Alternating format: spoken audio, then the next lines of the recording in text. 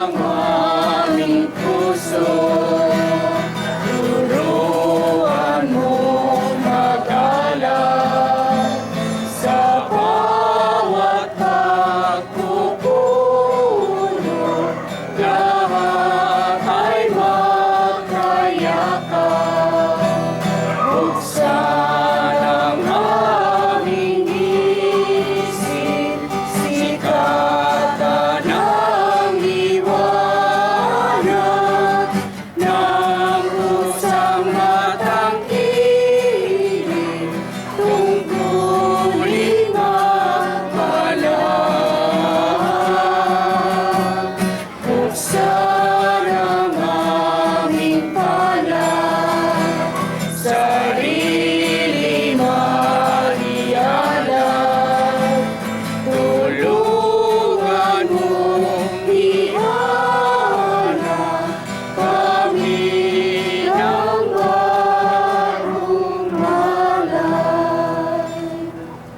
Sa ngala ng Ama, ng Anak, ng Espiritu Santo, Amen. sumainyo ang Panginoon. At sumaiyo rin. Mga kapatid, sa kanyang pagdiriwang na ito, bilang pagunitan natin sa pangalawang Pilipinong martir at santo, si San Pedro Calungsod. Iutulog natin na naway patuloy tayong pagtagin at maging mabuting halimbawa bilang mga tunay na nagkasunod ng ating Panginoong Jesucristo. At bilang bahagi ho ng ating taunang pagdiriwang ng panahon ng Kwaresma na pag-aalay kapwa natin, pinapaalala natin sa Pumuli Kapal yung patuloy natin pagmamalasakit, panalangin at kawang-gawa para po sa mga kapatid natin na sa taon na ito ay hinayaan ng simbahan ang maging tema ay isang pamilya na walang kahirapan at nagugutom. Ang one family without hunger and poverty. Kaya nawa ay pagsumikapan natin na makaganap tayo sa nabanggit na misyon na ipinahayag sa atin itong Kapal. Ang hilingin natin, tulong ni San Pedro Calungsod, nabigyan tayo ng karatagan. At upang maging karapat dapat tayong kumanang pagsisiyan natin ang ating mga kasalanan at mga pagkukulang.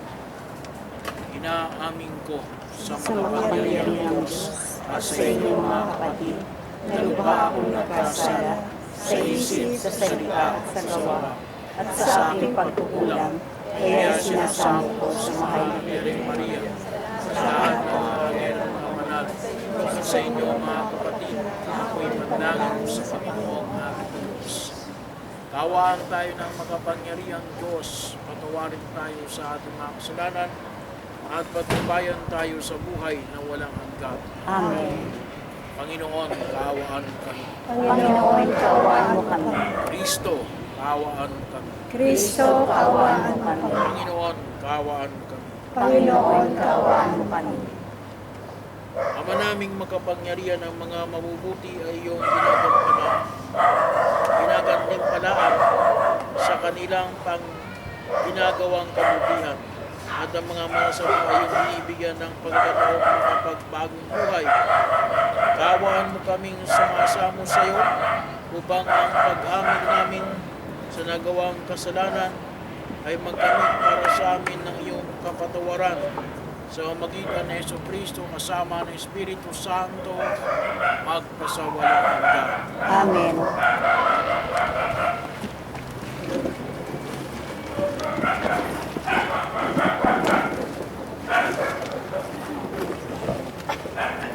Pagbasa mula sa aklat ni Propeta Isaías. Sabi ng Panginoon sa kanyang bayan, Sa araw ng pagliligtas, sa iyo ay lilingapin kita at tutugunin ang paghingi mo ng saklolo. Babantayan kita at iingatan. Sa pamamagitan mo'y gagawa ako ng tipan sa mga tao. Ibabalik kita sa sariling lupain na ngayon ay walang kaayusan. Palalayain ko ang nasa bilangguan at bibigyan ng liwanag ang nasa kadiliman. Sila'y matutulad sa mga tupang nanginginain sa magandang pastulan. Hindi sila magugutom ni mauuhaw. Hindi rin daranas ng matinding init ng sikat ng araw at sa disyerto, sapagkat papatnubayan sila noong isa na nagmamahal sa kanila. Sila'y ihahatid niya sa bukal ng tubig. Gagawa ako ng lansangan sa gitna ng mga bundok at ako'y maghahanda ng daan para siyang daanan ng aking bayan. Darating ang bayang ko mula sa malayo, mula sa hilaga at sa kanluran, gayon din sa Sibene sa tibok. Kalangitan, umawit ka, lupa, ikaw ay magalak, gayon din ang mga bundok, pagkat inaaliw ng Panginoon ang kanyang hinirang. Sa gitna ng hirap ay kinahahabagan ang sabi ng mga taga-Jerusalem. Pinabayaan na tayo ng Panginoon, nakalimutan na niya tayo. Ang sagot ng Panginoon, malilimot kaya ng ina ang sarili niyang anak? Hindi kaya niya mahalin ang sanggol na iniluwal? Kung mayroon mang inang lumilimot sa kanyang bunso, ako'y hindi lilimot sa inyo kahit na sandali. Ang salita ng Diyos. Salamat sa Diyos. Pag-ibig ng Diyos ay ganap, sa tanan siya'y nahahabag. Pag-ibig ng Diyos ay ganap, sa kanan siya'y nahahabag. Ang Panginoon Diyos ay puspos ng pag-ibig at lipos ng habag. Banayad magalit, ang pag-ibig niya ay hindi kumukupas. Siya ay mabuti at kahit kanino'y hindi nagtatangi. Sa kanyang nilikha, ang pagtingin niya ay namamalagi. Pag-ibig ng Diyos ay ganap, sa tanan siya'y nahahabag. Di ka bibiguin sa mga pangako, pagkat ang Diyos ay tapat. Ang kanyang ginawa kahit na ano, ito ay mabuting lahat. Siya ay tumutulong sa lahat ng tao na may suliranin. Yaong inaapi, inaalis niya sa pagkagupiling. Pag-ibig ng Diyos ay ganap, sa tanan siya'y nahahabag. Matuwid ang Diyos sa lahat ng bagay niyang ginagawa. Kahit anong gawin ay kalakip doon ang habag at awa. Siya'y nakikinig at handang tumulong sa lahat ng tao.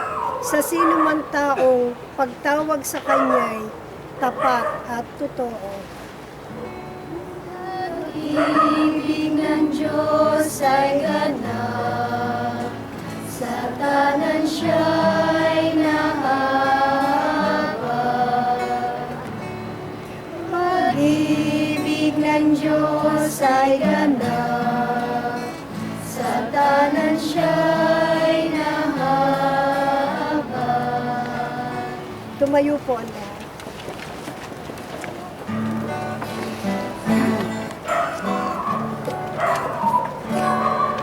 San mo, Panginoon, ang aming mga puso.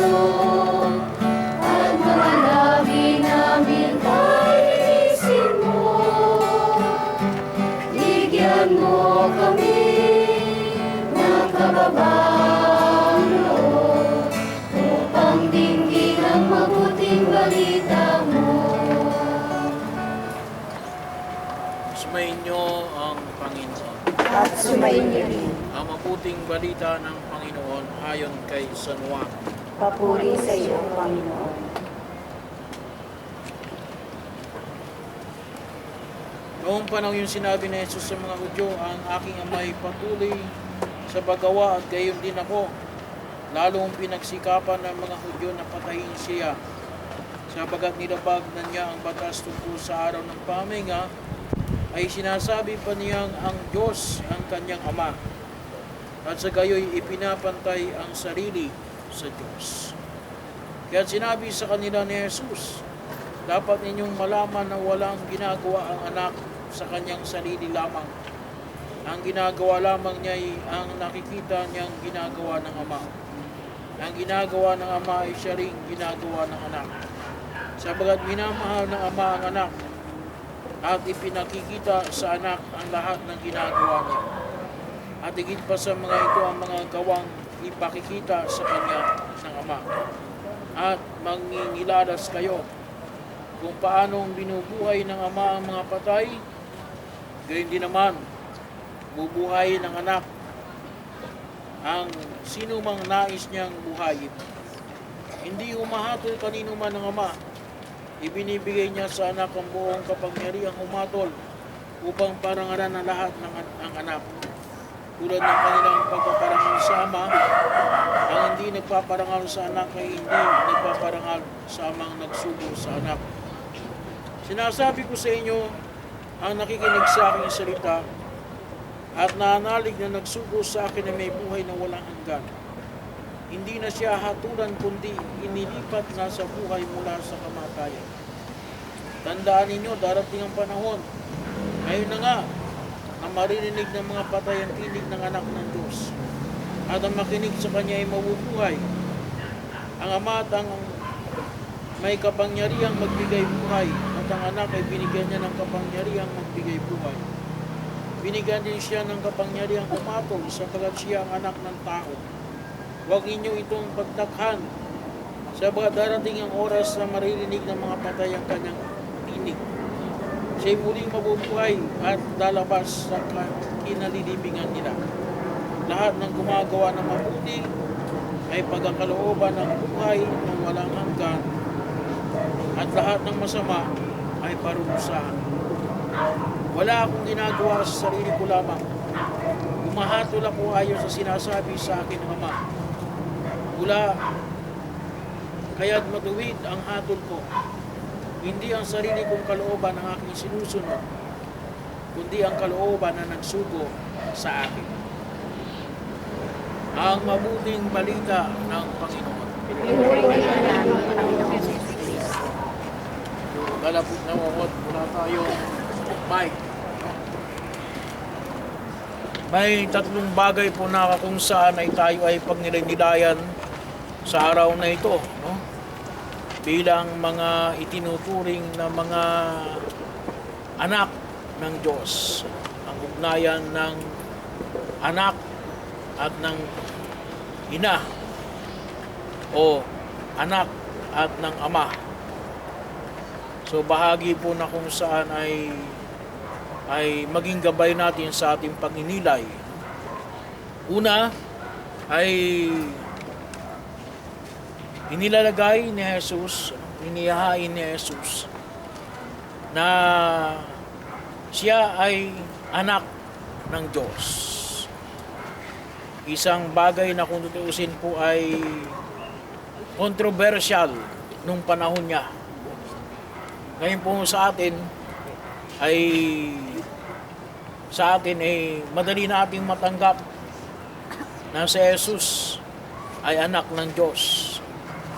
Pero para po sa mga Hudyo ay hindi nila maipicture na tawagin ang Diyos bilang Ama. Hindi po ganon ka-close ang pakipag-ugnayan kung tingnan po natin sa lumang tipan kapag pinag-usapan ay ang tao at ang Diyos. Napakalayo. Kapag kasi nung panahon na yan, ayun nga lamang kapag pinag-usapan natin yung ikaw at saka yung mayor, ikaw at yung senador, ikaw at ang presidente, hindi ka ganun kalapit na pwede ka lang lumapit sa kanya na, hoy pare, kamusta ka na? Hindi ganun kadali, maliban na lamang talaga kung talagang close friend kayo. So lalong-lalo na kapag pinag-usapan natin ang Diyos at ang tao, ay ang nakikita ay malaking agwat. Kaya nabigla sila nung sinabi ni Jesus na ang tawag niya sa Diyos ay Ama at sinasabi niyang siya ay anak ng Diyos. At kung tingnan po natin yung Ebanghelyo natin ngayon sa araw na ito, sa Ebanghelyo ni San Juan, hindi lamang po bilang pagtawag na Diyos, ang Ama ang Diyos. Hindi lamang po kung tawagin natin kung tawagin po natin ay name calling, na pwedeng tawagin, sige, pwede kitang tawaging Ama. Pero dito sinasabi mismo ni Jesus na siya ang anak. At kung napakinggan po natin yung ating Ebanghelyo na medyo may kahabaan, ay sinasabi na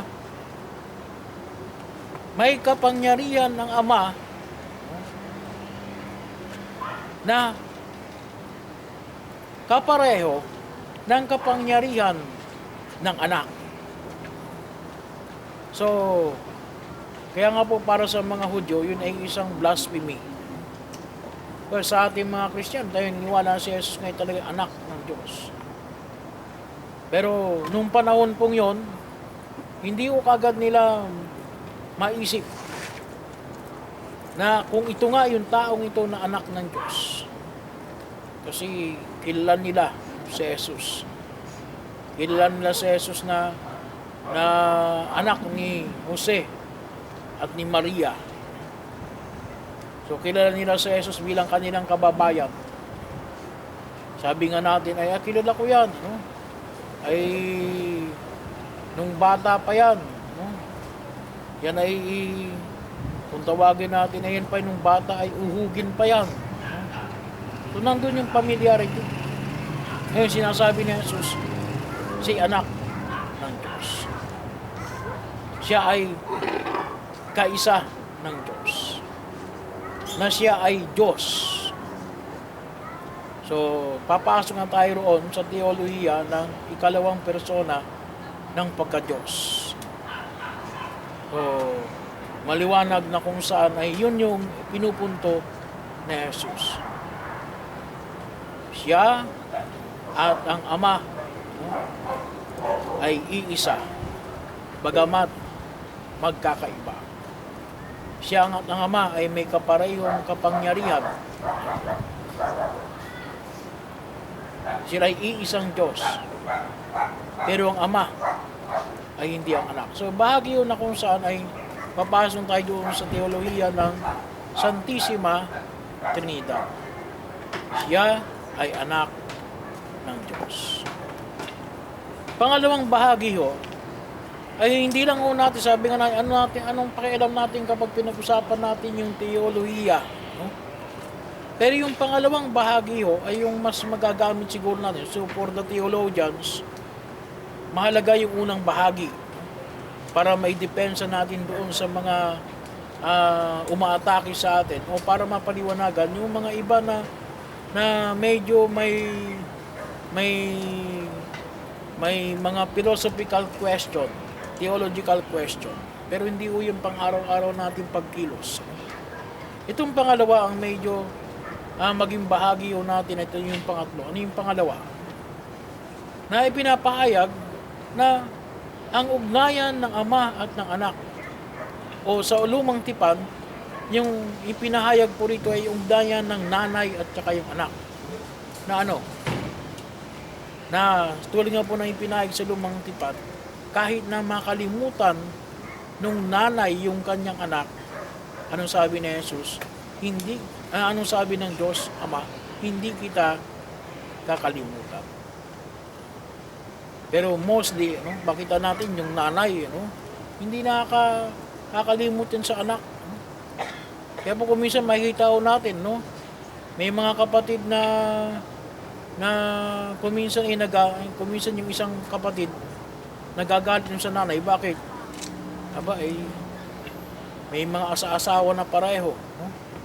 Pero kung minsan yung nanay natulong pa rin doon sa isa niyang kapatid, ay kahit na may sariling asawa, kapag walang trabaho, kapag lumapit yung isang kapatid, binibigyan ng nanay, kahit na may sarili ng pamilya, nandun pa rin yung pagtulong ng nanay. Kahit na sinasabi ng kanyang asawa, huwag mong tutulungan yan, nandun pa rin yung nanay. Kahit patago, inaabutan yung kanyang anak. Ganun mapagmahal yung nanay. Yan po naman ay common natin na experience, na bahagi yun ng nanay. Pero sabi nga, kung sakali mang dumarating yung pagkakataon na kung mayroon kang magulang na nakalimutan ka, naalala ko tuloy, siguro po last week, yung isang segment ng Motorcycle Diary. Ewan ko lang kung napanood ninyo. Yung isang segment ng Motorcycle Diary, ini-interview yung isang bata. Puro po ay, hindi ko lang alam kung 10 or 12 years old. May 2 anak na mas maliit pa sa kanya. Siya yung nag-aalaga. Bakit? Kasi yung nanay at tatay niya naghiwalay. Pagkatapos, ay nagkaroon ng kanyang sariling asawa. Kaya pa ng iwanan, Kaya pa ng, kung minsan may mga magulang din pala na kayang iwanan nila yung kanilang anak, para lamang sila mapasarap. So iniwanan yung 3 bata ng magulang. At yung nag-aalaga ay yung pinakamatanda. Mayroon palang mga magulang na pwedeng nilang iwanan yung kanilang mga anak. Kaya pero ang sabi pa rin ni Jesus, kung sakaling dumating pa rin yung sa pagkataon, ano sinasabi ni Jesus, ay hindi ko kayo kakalimutan. Hindi ko kayo iiwanan. Bagamat po tayo ay kung natin, may kanta tayo na hindi kita malilimutan, ay base po yun sa tema ng unang pagbasa natin. Hindi kita malilimutan. Kaya lang kalimitan, kinakanta natin yung awit na yung kapag may patay lang. Pero yung tema po, yung message na yon, ay yung message na wag natin kakalimutan. Ano yung message? Kahit anong mangyari, hindi tayo kakalimutan ng Diyos. Kasi yung kanyang pagmamahal sa atin ay higit sa pagmamahal ng isang tatay sa kanyang anak o ng isang nanay sa kanyang anak. Bagaman tayo rin ay mga anak ng Diyos, ay makita ko natin kahit anong mangyari, hindi niya tayo kakalimutan. Hindi niya tayo iiwanan. At yun po yung bigit nating panghawakan. Sabi nga kahit na bahagi ho ng ating pagkilos sa daigdig na ito, yung hirap ng buhay, kuminsan ang tao ay kumakapit sa maraming bagay, kumakapit sa patalim. Pero wag natin kalimutan na palagi tayong kumapit sa Diyos. Sapagkat kahit anong mangyari sa atin, hindi niya tayo iiwan. Hindi niya tayo kakalimutan. Kahit na kuminsan iniiwanan natin ang Diyos, pwede pa rin tayong bumalik sa Diyos. At isa po sa kung tawagin natin, isang maliwanag ko na tanda, ay yung institution of the Sacrament of Reconciliation. Yung sakramento ng pangungumpisal, itinilaga ng Diyos. Anong sinasabi? Pwede kang bumalik sa akin anytime. Andito lang ako. Kaya nandyan palagi yung sakramento ng kumpisal para sa atin. maliwanag ng dakilang pagmamahal ng Diyos. Yung kanyang awa, yung kanyang dakilang awa, yung divine mercy, yung kanyang mapagmahal na puso na ipinakita sa puso na Jesus. So yun po yung pagkakataon na siya rin pinaka mensahe nitong panahon ng Kwaresma. Wag nating alalahanin, huwag nating kalimutan na ang Diyos ay hindi nakalilimot sa bawat isa sa atin. Ang pangatlo ay isang pagkakataon na kung saan ay ito rin po yung naging lakas ni San Pedro Calungsod. So, ito po yung kuntusin ay since na siya ay itinalaga na santo, ay ito yung una na taon na siya ay pagdiriwang natin bilang pangalawang santo ng ating bansa. So, yung lakas na kanyang ipinahayag sa gitna ng kanyang mga berdugo na sa kanyang harapan ay nagmumula na dahil sa pagmamahal ng Diyos. Kaya siya ay nanatiling tapat kasi maliwanag sa kanya na kahit anong mangyari, hindi siya pababayaan ng Diyos. Hindi siya iniiwanan ng Diyos. Na kaya sa kanyang tungkulin bilang isang mabuting katekista, sa kanyang pagtuturo sa mga ibang lugar na kanyang pinagpuntahan para mangaral ng mabuting balita ng kaligtasan, ay naroon siya. Kasi alam niya, ganun magmahal ang Diyos. Kaya, nagsumikap siya na maligtas ang tao. Kaya ngayon, bahagi yun na kung saan ang kanyang isa sa mga trabaho niya ay catechetical instruction para doon sa mga tatanggap ng sakramento ng binyag. Yun yung lakas ni San Pedro Calungsod. At sana po, ito rin po yung maging patuloy nating lakas. Na kahit anong mawag natin na gawain natin, lalong-lalo na po sa pagkasakatuparan natin ng ating alay kapwa sa gitna ng marami nating pagkasakripisyo, no? Lalo na po sa ating mensahe na nais na ibigay na makuha natin ng simbahan, na ipinagkaloob ng simbahan, one family without hunger and poverty. Yung patuloy nating pagdarasal, pagmamalasakit. So ngayon, mainit ang panahon.